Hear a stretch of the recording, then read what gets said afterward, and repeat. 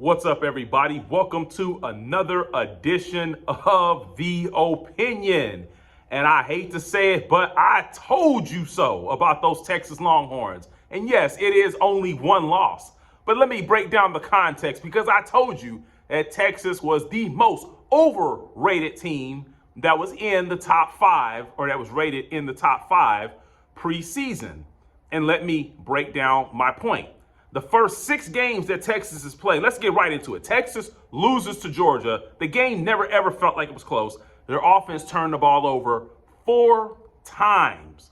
And to me, yeah, they can look at their defense and say, well, we held them under 300 yards. If Georgia wanted to move the ball further, they would have. But hey, you gave it to them in short fields, and they took advantage as well, like any team would as well. But let me break down the context, because Texas, in the first 6 games of the year, they played putrid offenses. Yes, Oklahoma Sooners, I'm going to get to them in another video. Oklahoma Sooners have a horrible offense. Anybody can stop them. It's not, Texas didn't do anything special. They talk about, oh, our defense is so great. Everybody's stopping Oklahoma. Oh, when you play Michigan, oh, everybody's stopping Michigan. When you play UL Monroe, everybody's stopping these teams. The best offense you had played was ranked like 70th, and that was UTSA. It's different now when you're playing a team that can actually, when they can make you pay for the turnovers that you commit. When you play teams like Oklahoma, yeah, you came out, turned the ball over at the beginning of the game, but they couldn't make you pay for it. And now when you actually play an actual team that's got their stuff together, you don't know what to do. You go out and turn the ball over 4 times. And guess what, Texas? On the back half of their schedule, you still got Arkansas. Florida's getting better. Vanderbilt's getting better. A&M undefeated in the conference.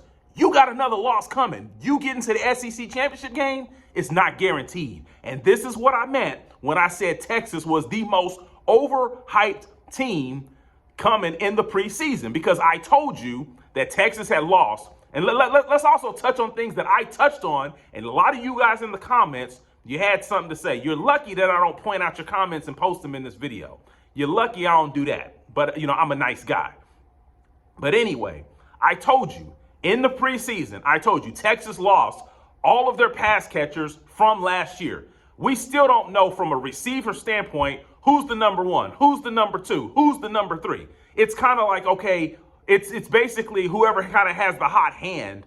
Quinn doesn't trust his receivers fully, and this is what happens when you lose guys like Xavier Worthy that he trusted, Adonai Mitchell, who he knew was dependable, who was his number 2 option, Jordan Whittington, Mr. Reliable, Jatavian Sanders, although Gunnar Helm has filled in nicely for him as well. But all these other receivers, they are talented, but they're all new. They still have not fully gotten on the same page with Quinn Ewers. Once again, like I said, Quinn goes into every game. He doesn't even know who his number 1 target is from game to game. And that's what you saw. And that's basically what you saw coming into tonight. Also, the running backs. Okay, Wisner had a nice game against Oklahoma, but the running backs were nothing this game. And this is what I told you about Texas. They lost a ton of pieces. And like I said, the defense didn't get exposed tonight, but it will. Wait till they play Arkansas. This is where, when they play Arkansas and other teams on the back half of the schedule, this is where you're going to see the Texas defense give up more than what you thought they would have gave up, because they lost a bunch of players. They did not deserve the ranking that they got at the beginning of the season. Now, yes, are they going to drop a bunch after losing to Georgia? Of course not. They were number 1. Georgia was number 5. They'll most likely still be in the top 10 or in the top 5 as well. But I told you so. I told you that Texas was the most overhyped team coming in. I'm still going to stand on that. They have another loss coming. And the A&M in the Texas whatever you call that, the Lone Star Showdown, A&M's undefeated right now.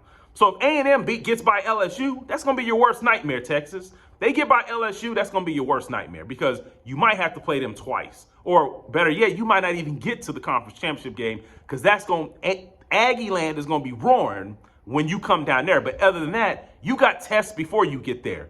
Arkansas is going to be waiting on you. And boy, they're going to be waiting. Florida is better than what people expected. Kentucky can play defense. So Quinn Ewers better get his stuff together. Otherwise, I mean, you guys might be calling for Arch Manning. So I don't want to stay on here too long, but I just want to come back out here and, like I told you guys, I told you I was going to get you. I told you so, and this isn't the end. This is just the warning. Texas will lose another game before conference championship. So once again, they were the most overhyped team coming in to the season. Everybody had them just penciled into the conference championship game. Now you've got Tennessee with one loss. Texas has one loss. Georgia's got one loss. They got the tiebreaker on you. LSU's undefeated. A&M's undefeated. They play each other, but one of them could still have the tiebreaker on you, even if one of them loses to the other as well. So things all of a sudden become not so guaranteed for Texas Longhorns, as I figured they wouldn't be. So that's why I had them as the most overhyped team coming into the season. And hey, I'm right on track. But other than that, hey, leave your comments down below. And other than that, I'm out.